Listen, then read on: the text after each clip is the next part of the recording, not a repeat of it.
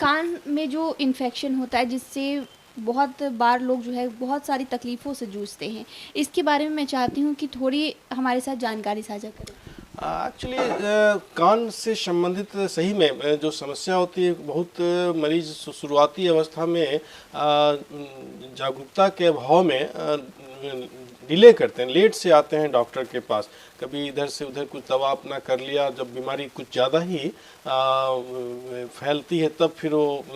कान नाक गला रोग विशेषज्ञ के पास आते हैं। तो मेरा कहना है कि कान से संबंधित जो भी कुछ भी परेशानी हो तो तुरंत विशेषज्ञ से मिलनी चाहिए, ताकि सही समय पर उचित सलाह आपको मिल जाए और बीमारियों के गंभीर परिणाम से आप बच पाएँ। अगर इन्फेक्शन बात करें कि ये किन कारणों से होता है, तो इस पे क्या-क्या समस्याएँ आ सकती हैं ये और आखिर कारण क्या है इसका मुख्य? देखिए, कान की समस्या यूजुअली क्या होती है, शुरुआती अवस्था में जो सर्दी जुकाम खांसी हुआ, यदि सही समय पर दवा और यदि सावधानी नहीं बरते तो फिर कान तक ये इन्फेक्शन चली जाती है और उससे क्या होता है कि फिर कानों में दर्द से शुरुआत होती है, धीरे धीरे उसमें सूजन बनते हैं और फिर वहाँ पर पस बनने लग जाता है, जो कि बाद में कान के पर्दे में सुराख का के रूप में वो फिर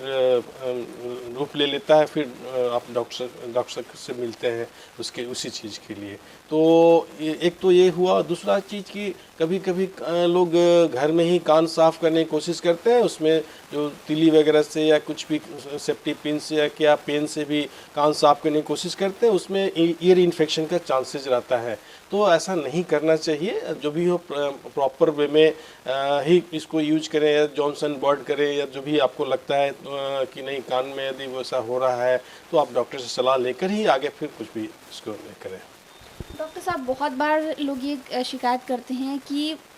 कान से जो है बहुत बार जो है पानी निकलता है, तो ये पानी क्या इन्फेक्शन का ही एक पार्ट हो सकता है? जी, अभी जैसे मैंने बताया ना कि सर्दी जुकाम होने के बाद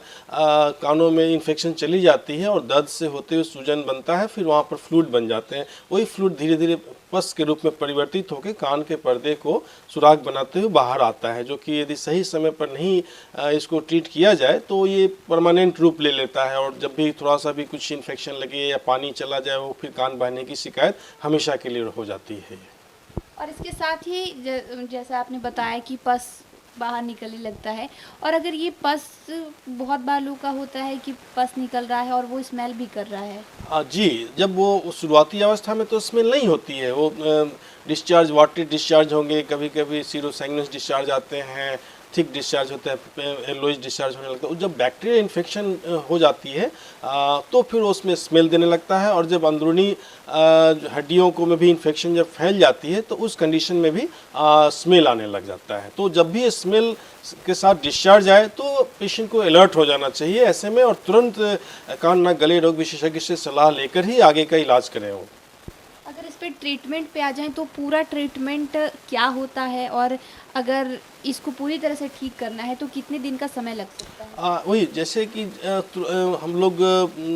बोलते हैं कान के, जैसे कोई पेशेंट डिस्चार्ज के साथ आते हैं तो हम लोग उसको कैटेगराइज करते हैं ना,